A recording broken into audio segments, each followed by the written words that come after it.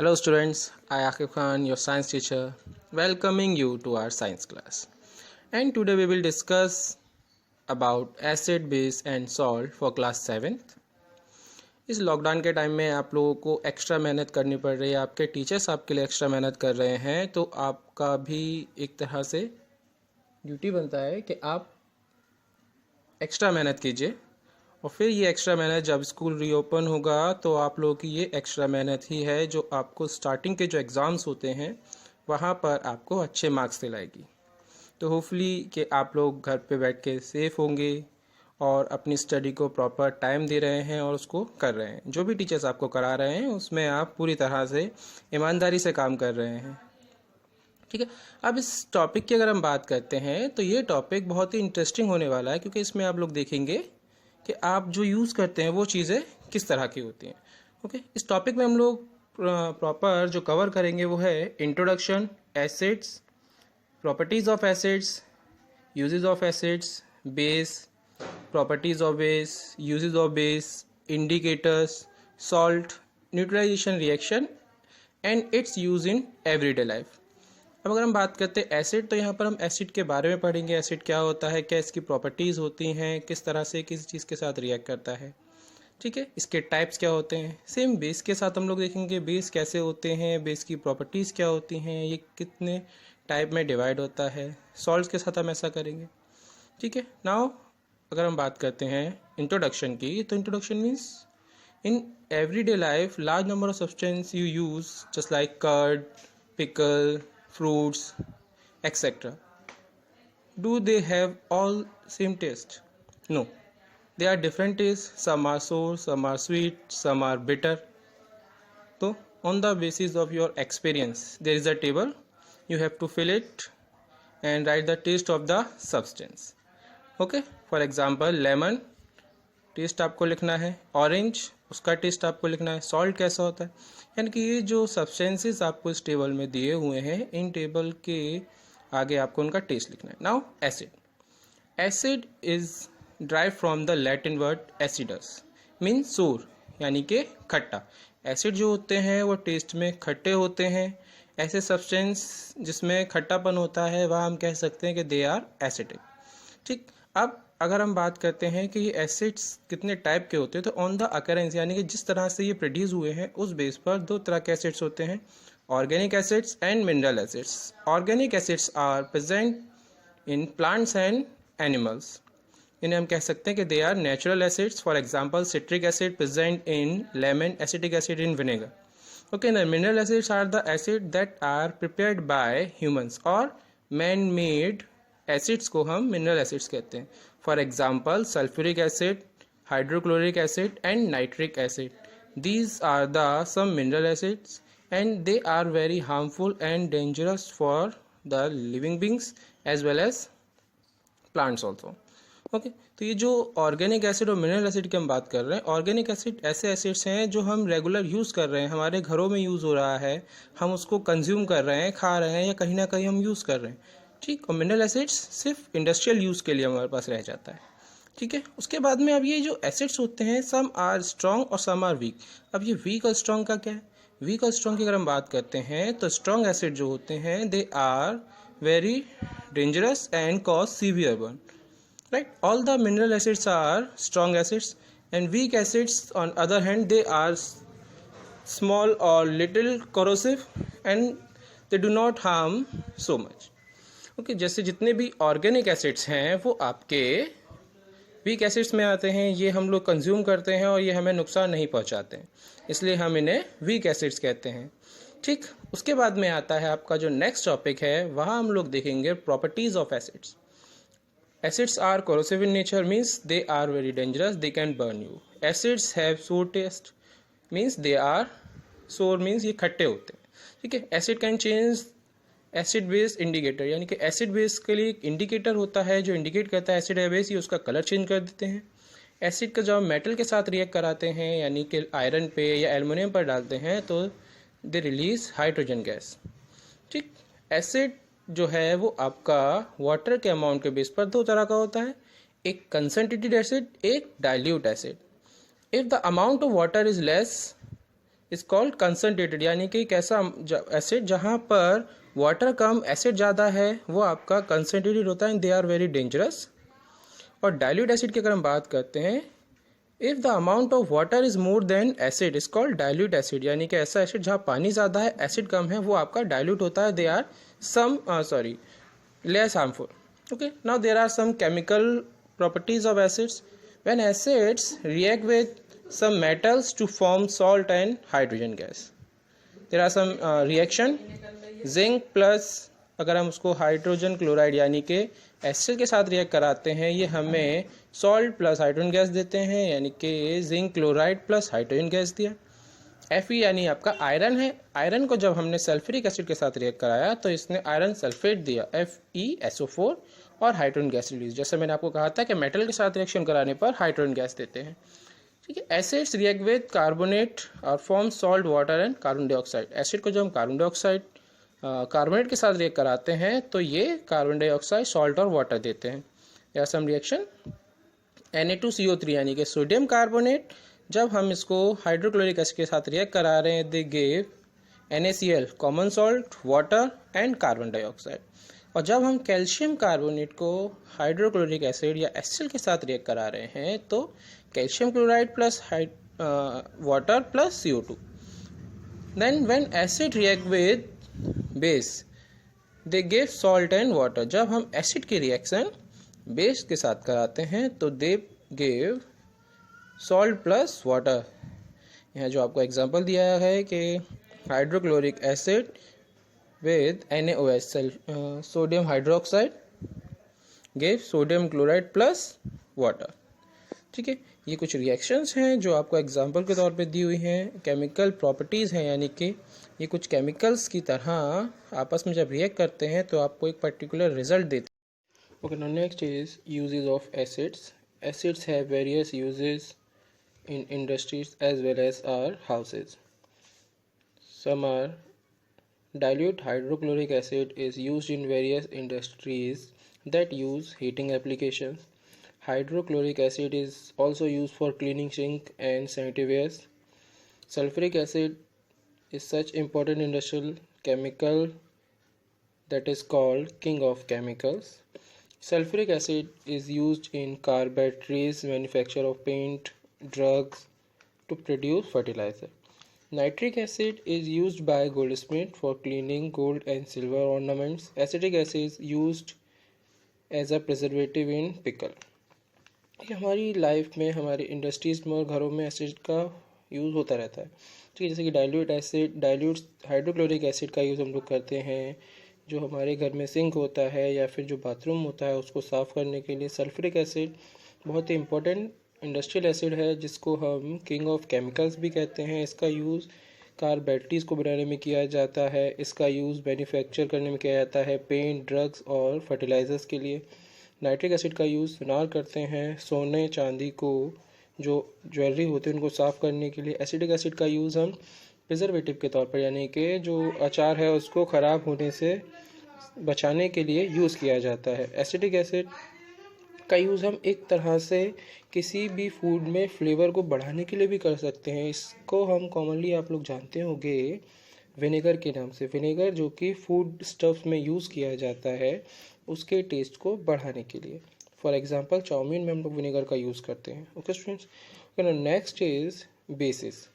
Basis are the substance that are bitter in taste and soapy in touch. Basis जो है वो ऐसे substance होते हैं जो अगर उन्हें हम टेस्ट करते हैं तो दे आर बिटर मीन्स कड़वे होते हैं और टच करने में उनको सोपी स्ट्रक्चर देते हैं। ठीक, बेस को अगर हम एसिड के साथ में ऐड करते हैं तो ये एसिड के कोरोसिव नेचर को न्यूट्रल कर देता है जो हमें नुकसान नहीं पहुंचाता। Some common bases are sodium hydroxide, potassium hydroxide, calcium hydroxide, ammonium hydroxide and magnesium hydroxide. ठीक, in this table you have seen name of base and substance in it form. जैसे कि अगर हम बात करते हैं sodium hydroxide found in soap, potassium hydroxide found in soap, ठीक, magnesium hydroxide known as milk of magnesia, right, and ammonium hydroxide found in window cleaning agent. ठीक, तो ये जो है ये कुछ बेसिस हैं। ये जो बेसिस हैं वो क्या होते हैं वो मैंने आपको बताया। कहाँ पर हम इन बेसिस का यूज़ कर रहे हैं, अगर हम कॉमन बेसिस आपने देखा होगा तो आपके घरों में सोप यूज़ हो रहा है, आपके घरों में विंडो क्लीनिंग एजेंट्स जो है यानी कि घरों के शीशे साफ करने के लिए लिक्विड सब्सटेंस जैसे हम कोलिन की बात करते हैं, ऐसे कुछ वहाँ पर, ठीक है। और मिल्क ऑफ मैग्नीशिया का यूज़ आगे हम लोग जब बेसिस का यूज़ पढ़ेंगे तो ये सारे ही यूज़ आपको क्लियर हो जाएंगे कि किस तरह से ये जो बेसिस हैं वो बेसिस हमारी डेली लाइफ में यूज़ किए जा रहे हैं या फिर इंडस्ट्रीज़ में यूज़ किए जा रहे हैं। ओके स्टूडेंट्स, तो ये था आपका बेसिस जिसमें मैंने आपको उसकी प्रॉपर्टीज़ बता दी और बेसिस क्या है वो बता दिया। नाउ नेक्स्ट इज बेसिस जो है वो भी स्ट्रॉन्ग और वीक होते हैं एसिड की तरह, ठीक है। जैसे कि एसिड्स होते हैं कोरोसिव नेचर, ऐसे जो स्ट्रॉन्ग बेस हैं they are corrosive in nature, they can harm, ठीक है। उसके बाद अगर हम बात करते हैं वीक बेसिस की तो they are very weak and they cause very कह सकते हैं हम लोग कि हम लोगों को बहुत ही कम नुकसान देते हैं, ठीक है। इनका यूज़ हम लोग करते हैं जैसे कि मिल्क ऑफ हाइड्रोक्सिया का यूज़ हम ड्रिंकिंग के पर्पस में करते हैं। इसको हम यूज़ करते हैं ड्रिंक करने के लिए, यानी कि पीते हैं हम इसको एक मेडिकल प्रॉब्लम को ट्रीट करने के लिए, ठीक। तो स्ट्रॉन्ग एसिड और वीक एसिड की तरह ही स्ट्रॉन्ग बेस और वीक बेस था। ओके ना, नेक्स्ट है आपका प्रॉपर्टीज़ ऑफ बेस। बेस की जो प्रॉपर्टीज़ होती हैं दे हैव बिटरनिटीज, यानी कड़वे होते हैं। दे टर्न रेड लिटमस, यानी जो लिटमस पेपर होता है उसको रेड को ब्लू में कन्वर्ट कर देते हैं। टच करते हैं तो सोपी फील आता है। अगर हम इनको एसिड के साथ रिएक्ट कराते हैं तो सॉल्ट एंड वाटर देते हैं। कुछ बेसिस होते हैं बेटा जो कि वाटर में पूरी तरह से डिज़ोल्व हो जाते हैं, सॉल्युबल बेसिस होते हैं जिन्हें हम एल्कलाइज कहते हैं, ठीक है। एल्कलाइज क्या होता है, तो alkalis are the water soluble bases, जो बेस वाटर में पूरी तरह से डिज़ोल्व हो जाते हैं उन्हें हम एल्कलाइज कहते हैं। इसके एग्जांपल है sodium hydroxide and potassium hydroxide. Sodium hydroxide and potassium hydroxide दो ऐसे बेस हैं जो कि एल्कलाइज हैं, यानी कि ये वाटर में कम्प्लीटली डिज़ोल्व हो जाते हैं, इसलिए हम इन्हें एल्कलाइज कहते हैं। ओके, नेक्स्ट जो है आपका वो है copper hydroxide, iron oxide and aluminium hydroxide जो है वो आपके वाटर में डिज़ोल्व नहीं होते, तो इनको हम एल्कलाइज नहीं कह सकते। मीन्स ये कह सकते हैं कि जो बेसिस हैं वाटर में डिज़ोल्व हो रहे हैं, लेकिन सारे बेस वाटर में डिज़ोल्व नहीं हो रहे। जो बेस वाटर में डिज़ोल्व हो रहे हैं हम उन्हें ही एल्कलाइज कहते हैं, सारे ही बेस को हम एल्कलाइज नहीं कहेंगे, ठीक है। सिर्फ वो बेस जो वाटर में डिज़ोल्व हो रहे हैं यानी कि वाटर में पूरी तरह से घुल रहे हैं, सिर्फ उनको ही हम एल्कलाइज बेस कहेंगे। अंडरस्टैंड। ये थी प्रॉपर्टीज़ जो बता रही थी कि आप कैसे बेस को आइडेंटिफाई करेंगे, ठीक। इन प्रॉपर्टीज़ को आपने देखा कि कैसी प्रॉपर्टीज़ हैं, क्या हैं, जिसके बेस पर हम इसको एसिड से सेपरेट कर सकते हैं, और किसी भी सब्सटेंस को बेस है तो हम उसको इन प्रॉपर्टीज़ के बेस पर बता सकते हैं कि जो सब्सटेंस है आपका वो एसिड है या फिर बेस है, ठीक है। आई होप ये क्लियर हो गया होगा कि ना। Next is uses of base. Base का भी यूज़ हम किस तरह से करते हैं हम देखेंगे। कैल्शियम हाइड्रोक्साइड एक बेस है जिसका यूज़ हम लोग एसिड सॉइल की एसिडिटी को ख़त्म करने के लिए किया जाता है, ठीक है। और इसके अलावा मैग्नीशियम हाइड्रोक्साइड हमारे पेट में अगर कभी इंडाइजेशन हो जाता है, एसिडिटी फॉर्म होती है, तो वहाँ पर हम मैग्नीशियम हाइड्रोक्साइड का यूज़ करते हैं, जिसमें मिल्क ऑफ मैग्नीशिया कह रहे हैं। Sodium hydroxide it is use in the manufacture of soap and detergent, यानी कि सोडियम हाइड्रोक्साइड का यूज़ हम लोग सोप और डिटर्जेंट को बनाने के लिए करते हैं, ठीक है। ये यूजेस हैं जो कॉमनली बेसिस को यूज़ को शो करते हैं, ठीक है। आपको समझ में आ गया होगा। कैल्शियम हाइड्रोक्साइड, मैग्नीशियम हाइड्रोक्साइड और सोडियम हाइड्रोक्साइड कुछ एग्जाम्पल हैं बेस के जहाँ पर ये यूज़ हो रहे हैं, वो मैंने आपको यहाँ पर डिस्क्राइब किया, ठीक है। इनके फॉर्मूलेज आपको याद होने चाहिए, जैसे कि कैल्शियम हाइड्रोक्साइड है तो CaOH का होल ट्वाइस, मैग्नीशियम हाइड्रोक्साइड है तो MgOH का होल ट्वाइस, और अगर सोडियम हाइड्रोक्साइड है तो NaOH। Indicators are the substance that change their color to identify a substance is acidic or base. There are two types of indicator on the basis of occurrence: natural indicators and synthetic indicators. Natural indicators are the indicators which are obtained from the nature, and synthetic indicators are man-made indicators. Indicators वो substances होते हैं बेटा जो अपना colour change करके आपको बताते हैं कि ये चीज़ मटेरियल आप यूज़ कर रहे हो वो एसिडिक है या बेसिक है, ठीक है, क्योंकि हम उसको हर एसिड या बेस को टेस्ट करके चेक नहीं कर सकते because they are corrosive in nature. ठीक, अब कुछ इंडिकेटर नेचर से हमें मिलते हैं, जैसे कि लिटमस है, या फिर हम टर्मरिक की बात करते हैं या चाइना रोज़ की बात करते हैं। कुछ इंडिकेटर जो हैं वो हम केमिकल्स की हेल्प से बना रहे हैं, जैसे कि फिनोफ्थलीन है, मेथाइल ऑरेंज है। ठीक है, ये कुछ आपके सिंथेटिक इंडिकेटर्स हैं। Okay, here are some common indicators. First is litmus. Litmus is a natural indicator that we obtain from plant known as lichen. Lichen is a symbiotic form of algae and fungi. There are two types of litmus. One is blue litmus and second is red litmus. Acid turn blue litmus to red and base turn red litmus to blue. Okay students, तो litmus जो है वो ये था। उसके बाद next है आपका China rose indicator. China rose indicator भी एक नेचुरल इंडिकेटर है जिसका यूज़ हम करते हैं। चाइना रोज़ नॉर्मली जो होता है थोड़ा सा स्लाइटली पिंक कलर का होता है। एसिड में जब इसको डालते हैं तो चाइना रोज़ मर्जेंटा यानी कि डीप डार्क पिंक हो जाता है, और बेस में डालते हैं तो वो ग्रीन कलर में चेंज हो जाता है और बताता है हमें कि एसिड है या फिर base. Next is turmeric. Turmeric जो आपके घरों में मिलती है वो एक बहुत ही अच्छा इंडिकेटर है, जिससे हम बेस को बहुत ईजिली पता कर सकते हैं। अगर हम टर्मरिक से कलर से कोई भी कपड़ा है तो उस पर अगर हम साबुन लगा रहे हैं तो वो टर्न हो जाता है रेड कलर में, या बेकिंग सोडा अगर हम उसमें डिप करते हैं तो टर्मरिक पेपर रेड कलर का हो जाता है, जो आपको बताता है कि ये बेस है। नेक्स्ट इज फिनोफ्थलीन, एक केमिकल इंडिकेटर और मैन मेड इंडिकेटर है जो कि कलरलेस होता है, लेकिन जब हम इसको एसिड में डालते हैं तो कलरलेस रहेगा, और जब ये बेस में जाता है तो पिंक कलर देता है। नीचे एक टेबल दी गई है, उस टेबल को आप देखिए, और उस टेबल के अंदर जो कलर चेंजेस हैं इंडिकेटर्स का, कौन सा कलर कौन सा इंडिकेटर किस सब्सटेंस के साथ दे रहा है, उससे आपको वो ईजिली पता चल जाएगा। ओके, नाउ नेक्स्ट टॉपिक जो है हमारा वो है neutralisation reaction. Neutralisation reaction means a reaction when acid and base react together and form salt plus water. ठीक है बेटा, तो जो न्यूट्रलाइजेशन रिएक्शन है वहाँ पर एसिड बेस मिलकर सॉल्ट प्लस वाटर बनाते हैं और हीट इवॉल्व होती है। इससे जो सब्सटेंसेस बनते हैं, जो सॉल्ट बनते हैं, they are neutral substances, means they are neither acidic nor be basic. ये जो सब्सटेंस आपके हैं वो ना तो एसिटिक होते हैं ना ही बेसिक होते हैं, यानी कि ये किसी भी तरह से किसी इंडिकेटर का कलर चेंज नहीं करते हैं।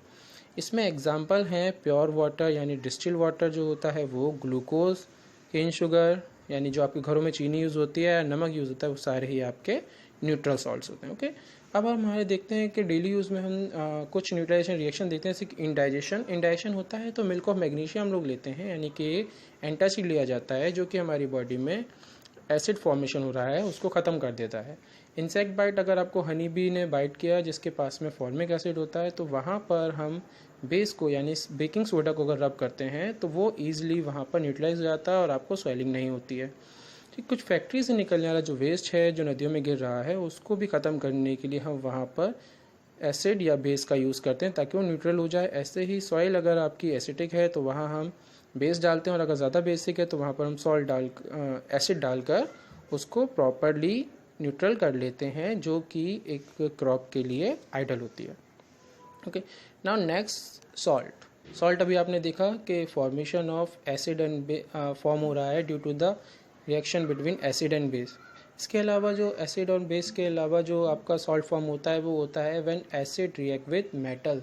जब एसिड मेटल के साथ रिएक्ट करते हैं तो वहाँ पर भी आपको सॉल्ट और हाइड्रोजन गैस निकलती है, और जब एसिड और बेस रिएक्ट करते हैं तो वहाँ पर आपको सॉल्ट एंड वाटर निकलता है, जैसा कि इससे पहले न्यूट्रलाइजेशन रिएक्शन मैंने आपको बताया था। ओके स्टूडेंट्स, ये है आपका salt. Now next is properties of salt and use of salt. Properties की हम बात करते हैं, सॉल्ट का high melting point, boiling point होता है। सॉल्ट जो होते हैं वाटर सोल्यूबल होते हैं। They are good conductor of electricity because they have ions. Okay, some common uses of salts, calcium carbonate जो मार्बल बनता है, जो फ्लोरिंग की जाती है आपके घरों में। ठीक है, सोडियम कार्बोनेट डिटर्जेंट और क्लीनिंग एजेंट है। सिल्वर नाइट्रेट का यूज़ हम लोग फोटोग्राफी में करते हैं, जो रील होती है उसको साफ़ करने के लिए। ठीक है, पोटासियम और फैक्ट्री का यूज़ हम लोग किया जाता है वाटर के प्यूरिफिकेशन में। सोडियम क्लोराइड एक बहुत ही सिंपल सा नमक जिसे हम कहते हैं जो आपके घरों में यूज़ हो रहा है, वो है जो एक सॉल्ट है जिसका यूज़ हम लोग करते हैं। Okay, now thank you students for watching this, और इससे रिलेटेड कोई भी आपकी क्वेरी है तो आप ग्रुप में मुझसे पूछ सकते हैं। ठीक है, और ज़्यादा से ज़्यादा मेहनत कीजिए आप लोग और अपने आप को पूरी तरह से फिट रखिएगा। Thank you. Take care.